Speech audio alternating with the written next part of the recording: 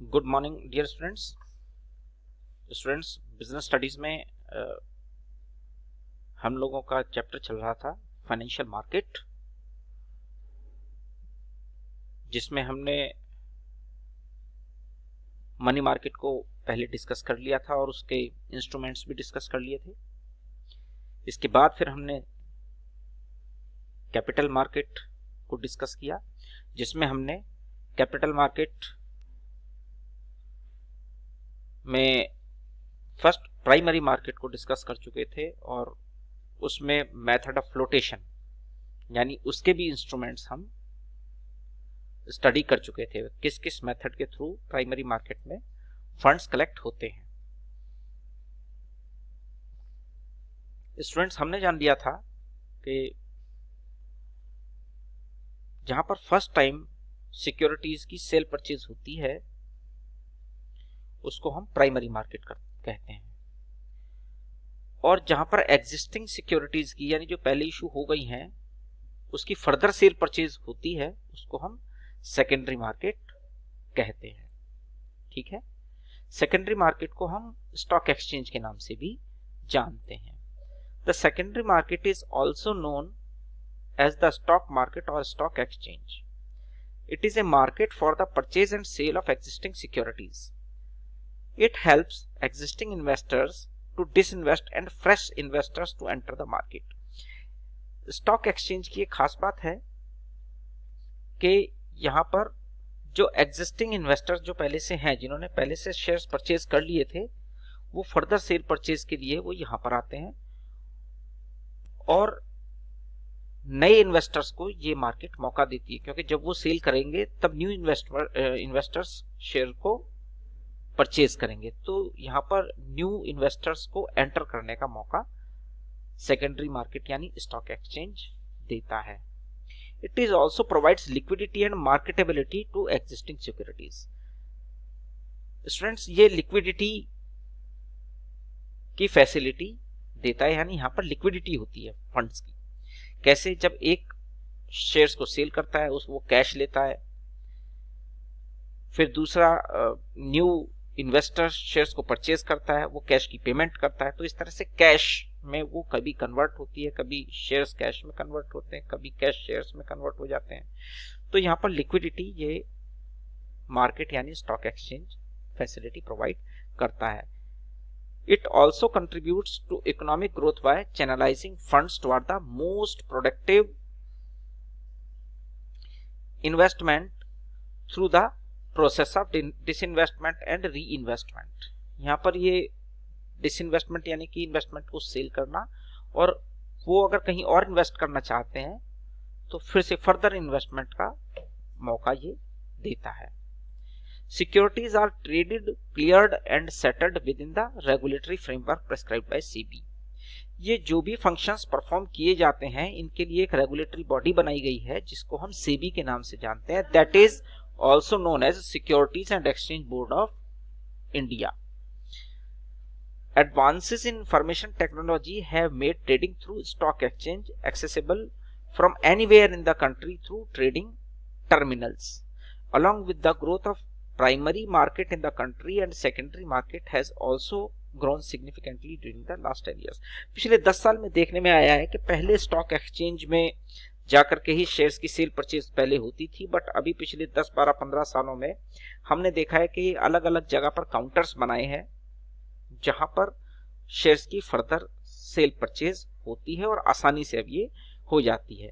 तो प्राइमरी और secondary market दोनों पैरेलल चल रही है। बात करते हैं स्टॉक एक्सचेंज की। A stock exchange is an institution which provides a platform for buying and selling of existing securities. As a market, the stock exchange facilitates the exchange of a security like shares, debentures, etc. into money and vice versa. यानी money में भी convert होते हैं, फिर money से वो cash से वो शेयर्स में भी कन्वर्ट हो सकते हैं, यानी अगर आप परचेज करते हैं तो। Stock exchange helps companies raise finance, provide liquidity and safety of investment to the investment and enhance the credit worthiness of the individual companies. जब शेयर्स की सेल परचेज होगी तो जितनी भी कंपनीज हैं जो लिस्टेड हैं, जो रजिस्टर्ड हैं स्टॉक एक्सचेंज से, उनकी क्रेडिट वर्दीनेस यानी कि उनकी साख गुडविल भी इंक्रीज होगी, क्योंकि वो फर्दर शेयर परचेज कर रहे हैं। ठीक है, अब स्टॉक एक्सचेंज का मीनिंग क्या है, इसकी एक डेफिनेशन है जो सिक्योरिटी कॉन्ट्रैक्ट एक्ट 1956 में दी हुई है। According to the securities contract यानी regulation act 1956, stock exchange means any body of the individuals whether incorporated और not constituted for the purpose of assisting, regulating, controlling the business of buying and selling or dealing in securities। यानी कि contract act में definition दी गई है क्या कि एक ऐसी इंडिविजुअल या बॉडी है, एक कोई ना तो कोई इंडिविजुअल है ना कोई ऐसी रेगुलेटरी बॉडी है, ये असल में एक रेगुलेटरी बॉडी है जो बनाई गई है किस लिए, कि शेयर्स की सेल्स परचेज के लिए, फर्दर शेयर्स की सेल परचेज में सिक्योरिटी और ट्रांसपेरेंसी जनरेट हो सके। यानी कोई इंडिविजुअल्स नहीं है, एक रेगुलेटरी बॉडी। रेगुलेटरी क्यों है, क्योंकि ये एक्ट पास करके, एक पार्लियामेंट में स्पेशल एक्ट पास करके इसको एस्टैब्लिश किया गया है। ठीक है स्टूडेंट्स,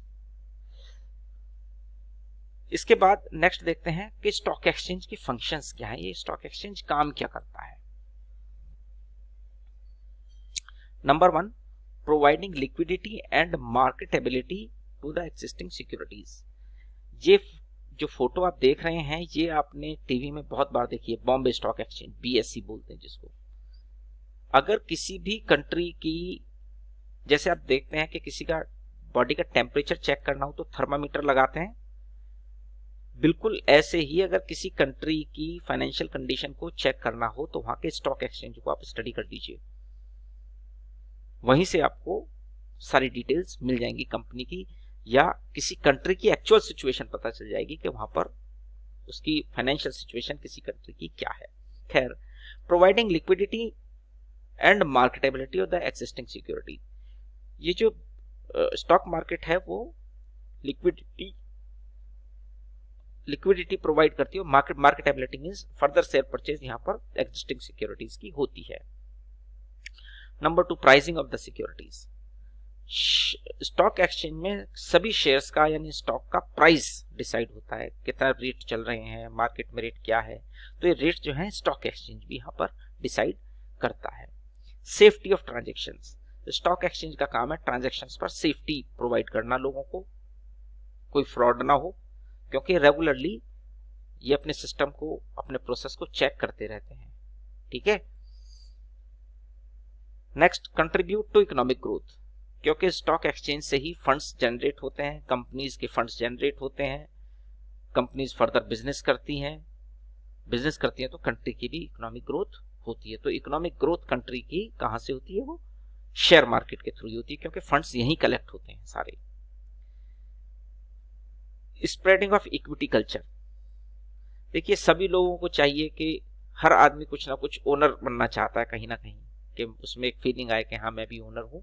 और ये फीलिंग कहां से आएगी, ये फीलिंग आएगी स्टॉक एक्सचेंज में जाके शेयर्स परचेज करने से। जब इक्विटी शेयर्स परचेज करेगा तो उसे फीलिंग आएगी कि हाँ मैं भी अपने पार्ट तक का ओनर हूं, तो उसमें ओनरशिप की एक फीलिंग आएगी। Providing scope for speculation,